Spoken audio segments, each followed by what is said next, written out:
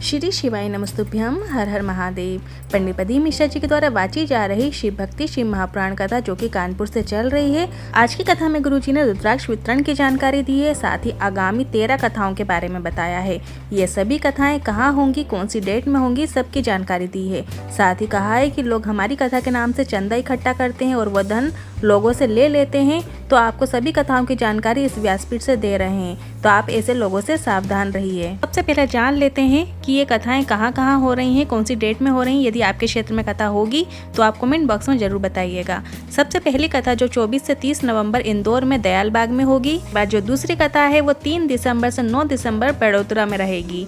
तीसरी कथा जो रहेगी 12 दिसंबर से 18 दिसंबर बैतूल मध्य प्रदेश में रहेगी। क्योंकि जो चौथी कथा है वो 23 दिसंबर से 29 दिसंबर मालेगांव महाराष्ट्र में रहेगी। बाद गुरुजी की जो 5वीं कथा है वो 2 जनवरी से 8 जनवरी कोकड़ी छत्तीसगढ़ में रहेगी। इसके बाद गुरुजी की जो अगली कथा है वो 13 जनवरी से 19 जनवरी कानपुर में वापस से रहेगी। फिर जो अगली कथा है 23 जनवरी से 29 जनवरी पावागढ़ गुजरात में रहेगी। अगली कथा 2 फरवरी से 8 फरवरी बुरहानपुर में रहेगी। के बाद गुरुजी की जो अगली कथा है वो 16 फरवरी से 22 फरवरी सीहोर में रहेगी। रुद्राक्ष महोत्सव भी उसी समय होगा। इसके बाद गुरुजी की जो अगली कथा है वो 28 फरवरी से 6 मार्च बेतवा में रहेगी। फिर 16 से 20 मार्च गाजियाबाद में रहेगी। फिर 24 मार्च से 28 मार्च कोटेश्वर में रहेगी। और इसके बाद जो अगली कथा है वो 4 अप्रैल से 10 अप्रैल उज्जैन में रहेगी। जान लेते हैं आज की कथा में गुरुजी ने क्या क्या विशेष जानकारियां दी। पहली जानकारी, जिस प्रकार मुट्ठी भर चावल को जब घर में बनाया जाता है तो वो बहुत सारा हो जाता है, इसलिए हम हमारे पूजन में, धार्मिक कार्यों में अक्षत मतलब चावल का उपयोग करते हैं, ताकि हमारे द्वारा किया गया थोड़ा सा भी पुण्य अधिकता में प्राप्त हो सके। इसके बाद कथा की अगली दूसरी जानकारी, प्रिया मिश्रा कानपुर से पत्र लेकर आई। इतना सहज नहीं कि मैं भोलेनाथ की महिमा का वर्णन कर सकूं। मेरे 2 भाई ने एयरफोर्स का एग्जाम दिया। दोनों ने बेलपत्र पर शहद लगाकर शिवलिंग पर चिपकाने वाला उपाय किया और दोनों का एयरफोर्स में सिलेक्शन हो गया। मेडिकल के बाद बात थोड़ी अटक गई थी। 15 दिन का समय मिला था। हम सब जो जहाँ बैठा था वहीं से श्री शिवाय नमस्तुभ्यम मन का जाप करने लगा। साथ ही दोनों भाई 1 कलश जल शिवलिंग पर अर्पित करने जाते। बाबा की कृपा हो गई। ज्वाइनिंग लेटर 15 दिन बाद आ गया। आभार व्यक्त करने कथा पांडाल में आई हूँ। कथा की अगली तीसरी जानकारी, गुरुजी ने कहा 1 लोटे जल का क्या महत्व है, ये तुम तब समझोगे जब तुम खुद 1 लोटा जल पूरे विश्वास के साथ शिव जी पर चढ़ाना प्रारंभ करोगे।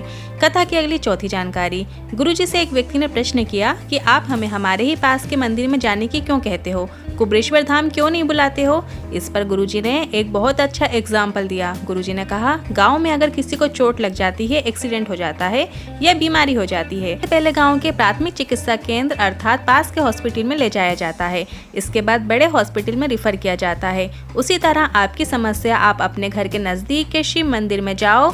जब वहां से आपको प्राथमिक उपचार प्राप्त हो जाए, अर्थात थोड़ा सा लाभ हो जाए, कुछ मिल जाए, उसी के बाद आप काशी विश्वनाथ, उज्जैन, महाकाल बाबा के यहाँ या कुबरेश्वर धाम आ सकते हैं। कथा की अगली 5वीं जानकारी, गुरुजी ने उन चोरों से कहा जो कथा सुनने के लिए आते हैं कि तुम उस शिव भक्त का पर्स चुराकर इतनी बद्दुआ लेते हो, तुम्हारी ऊपर की पीढ़ियां भी रोती होंगी तुम पर। बेचारा कौन मुसीबतों में कथा सुनने आया है और तुम उसके साथ ऐसा करते हो।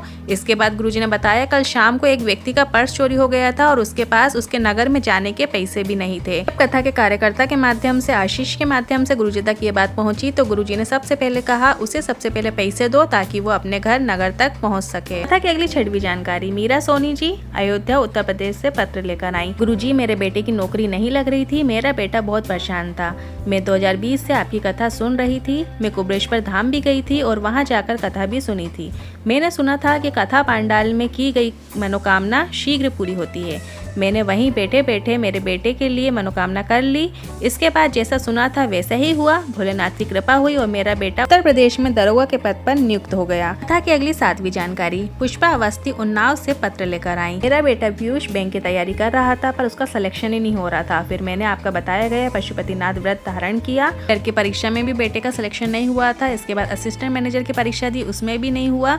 बेटा भी रोज जल चढ़ाने शिव मंदिर जाता था और साथ में बेलपत्र में शहद लगाकर शिवलिंग पर चिपकाने का उपाय किया। मेरा भी पशुपतिनाथ व्रत चलते जा रहा था। इसके बाद पहले चरण में वो पास हो गया। दूसरे चरण में भी बेलपत्र शिवलिंग पर चिपकाने वाला उपाय किया।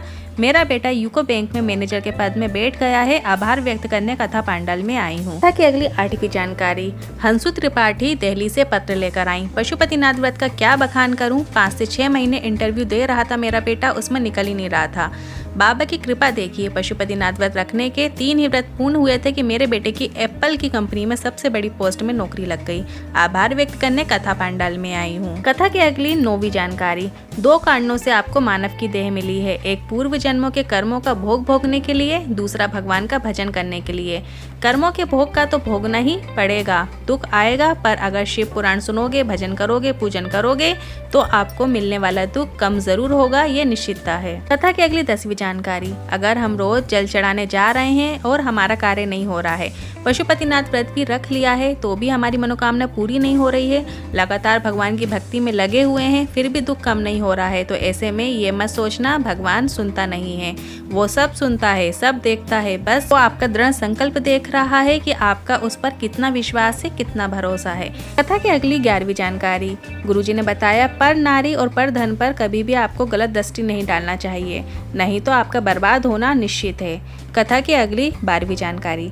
कंपटीशन एग्जाम में बेटा या बेटी जा रहे हैं, उनसे निवेदन है खूब पढ़ाई करो, इसके साथ अपने घर में से 1 लोटा जल लेकर जाओ, शिव जी पर जल अर्पित करो, मंदिर जाने में शर्माओ मत। गुरुजी ने कहा वैसे आज के समय में सभी बेटा बेटी 1 लोटा जल लेकर शिव मंदिर जाते हैं, अपने आप में गर्व महसूस करते हैं। कथा की अगली जानकारी। गुरुजी ने कहा मैं सभी से कहना चाहूंगा यदि बड़ी बीमारी आ गई है, लीवर, किडनी, कैंसर जैसी बीमारी आ गई है तो क्या कीजिए, शिव जी की आराधना करो, शिव जी की पूजन करो, वो भी आप अपने घर के नजदीक के शिवालय में जाकर करें, इधर उधर भटकने की जरूरत नहीं है। के बाद कथा की अगली जानकारी, आखिरी जानकारी। गुरुजी ने कहा सीहोर में अभी रुद्राक्ष उत्सव नहीं है, इसलिए सीहोर में रुद्राक्ष वितरण पूर्णतः बंद है, पर कोई डॉक्टर की रिपोर्ट लेकर या कोई बड़ी बीमारी है जिसके कारण से वो व्यक्ति आ रहा है कुबेरेश्वर धाम में तो उसे रुद्राक्ष मिल जाएगा, पर उसके लिए उसे रिपोर्ट दिखानी होगी और रुद्राक्ष वितरण अगले वर्ष महाशिवरात्रि में रुद्राक्ष महोत्सव में होगा। के बाद गुरुजी ने कहा कि ना हम ऑनलाइन रुद्राक्ष भेजते हैं, ना इसके लिए कोई रजिस्ट्रेशन होता है, ना हम इसके लिए कोई पैसे लेते हैं, तो रुद्राक्ष बिल्कुल फ्री है, इस बात का ध्यान रखिएगा। आज की कथा आपको कैसी लगी कमेंट बॉक्स में जरूर बताइएगा और वीडियो उपयोगी है तो वीडियो को लाइक करके कमेंट बॉक्स में हर हर महादेव जरूर टाइप कीजिएगा।